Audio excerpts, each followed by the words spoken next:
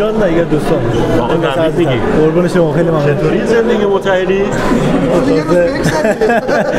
یه روز بگذره به قول آقا بجمان خوبه قربون شما. بچه‌ها یه مقدار خیلی صحبت کردی شما به عنوان کاپیتان تیم. اون بی‌ادبی هستش من بشینم خیلی صحبت کردی.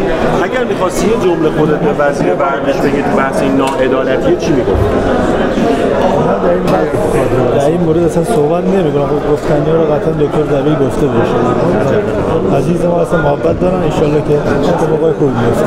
الان انگیزه در المپیک زیاد هست یا نه هست؟ 100%. اون وقت بی انگیزه نبودم. همیشه امیدوارم به آینده و به آینده‌ام تلاش می‌کنم. ان شاءالله که با دعای خیر مردم بتونیم بهترین اتفاق همه ورزشکارا تو المپیک مخصوصا کشتیگیرا بتونن بهترین اتفاق رقم بزنن و بهترین نتیجه رو بگیرن و پرچم کشورمون و سرود جمهوری اسلامی ایران رو اونجا به اعتزاز و تعیین انداز کنن. فکر کنم یه قولم باید یه ویژه به همسرتون بدید. ان شاءالله قربون شما. خیلی ممنون. مربی سازندت گفته بود اگه من کنار تشک باشم قطعا شکست تیلور امکان پذیره. نظرت چیه؟ مربی سازنده من از بچگی تا به الان واسه من زحمت کشیده و قطعا هم دوست دارم که کنار بنده باشه. با آقا بجمان هم صحبت کردیم و حالا تو این بحثا ان شاءالله در آینده حالا تصمیم گیری میشه و خب حالا آقا پژمان و کادر فنی فدراسیون باید تصمیم بگیرن بابت این موضوع و ما همیشه قدردان زحمت مربی خودم هستم. محمد مسلمی هم واسه من زحمتی تا به الانم تو شهرستانم باشم اونجا پیش آقا محمد تمرین میکنم. مثلا خود درخواست دادیم مثلا آقای دبیر آقا زیاد دیگه دارین. یعنی پژمان درستکار دیروز گفتش که حالا درخواستی امروز از طرف خود حسن یزدانی مطرح شما بزرگوارین. حالا میگم دیگه صحبت‌ها رو حالا آقا پژمان حالا ان شاءالله در آینده حالا تصمیم گیری میکنم. من زیاد تو بحث فنی و مربیگری دخالت نمیکنم. هر تصمیمی بگیرن ما تابع امر فدراسیون و سرباز تیم ملی هستیم.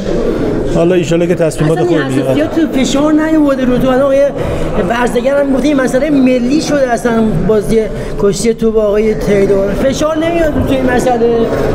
من گفتم زیاد اهل صحبت کردن نیستم. الان به مدت 1 سال و نیم که اصلا صحبت نمی‌کنن در این مورد.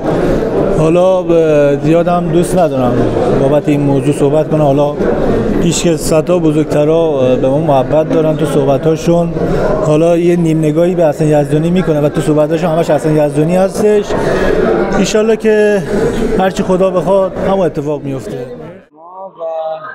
حالا هر کسی که این ویدیو رو تماشا میکنه و امروز یه کار شایسته بود که فدراسیون کشتی انجام داد و از من و بقیه مدال‌آورا تقدیر کردن و حالا حقوق ماهیانه به ما دارن میدن و تشکر میکنم ازش. آیا اصلا یک واکنشی داشتید نسبت به صحبت‌های آقای کنانی زادگان بازیکن تیم ملی و پرسپولیس در مورد اون حواله‌های خودرو و خودروی 100 میلیاردی که اعلام کرد صحبت میکنید و از این تبعیضی که خودتون میدید برامون بگید که چه اتفاقی میفته مثلا بین فوتبالیست و کشتیگیر تفاوت قائل میشه؟ بحث من صرفا آقای کنانی زادگان نبوده و حالا چون ویدیویی که درست کردن ویدیویی که حالا آقای کنانی زادگان دارن مصاحبه میکنن، ولی خب اینقدر تبعیض به نظر من عادلانه نیست. اصلا عدالت تو این چیز نه. حالا ما اگه یه پولی قرار بدیم به یه شخص باید یه بازخوردی داشته باشه و حالا می‌بینید قهرمانای ما دارن کلی مدال میارن ولی بازخورد ما از جام جهانی چی بوده؟ ما چه مقامی به دست آوردیم که حالا این جوایز دارن میدن؟ فوتبالیست‌ها هم عزیزن، کلی رفیق فوتبالیست دارم، ولی خب من دنبال یعنی من حق خودم رو بگیرم از ورزش و به نظرم در حق ما داره اچاف میشه. همین در خودت صحبت کنم. سال کشتی متفاوتی گرفتی، تمرکز بیشتری داشتی، فکر می‌کنی که بتونی طلا رو بگیری المپیک؟ کار خیلی سختی البته. خب امسال بله تمریناتمو خیلی بهتر انجام دادم و متمرکزتر بودم. درسته دوست داشتم طلا بگیرم و خب نشد این اتفاق بیفته. خیلی هم ناراحت بودم بعد این موضوع، ولی امیدوارم که بتونم تو سالهای آتی یه مدال خوش رنگ به دست بیارم. تغییر وضع قطعا فکر کردی دیگه برای بله خب المپیک آرزوی هر قهرمانیه که اول درش شرکت کنه چون جای بزرگیه و بعد حالا مدال به دست بیاره و من قطعا به تغییر وضع فکر کردم. حالا مشورت میکنم با مربی‌ها و حالا با خانواده‌ام که ببینم چه اتفاقی میفته. آقای وزیرم اشاره کرد آمادگی بدنی آمریکایی که غیر طبیعی نیست، نه استفاده از موادی که این روزا فکر نمی‌کنی استفاده میشه. این مسئله خودش نشده برای کشتیگیر ایرانی. خب این درست نیست که بخوام راجع به یه ورزشکاری یه کشور دیگه صحبت کنم. حالا شاید من اشتباه کنم در این موضوع، ولی خب از لحاظ آمادگی جسمانی واقعا فوق‌العاده بودن آمریکایی‌ها،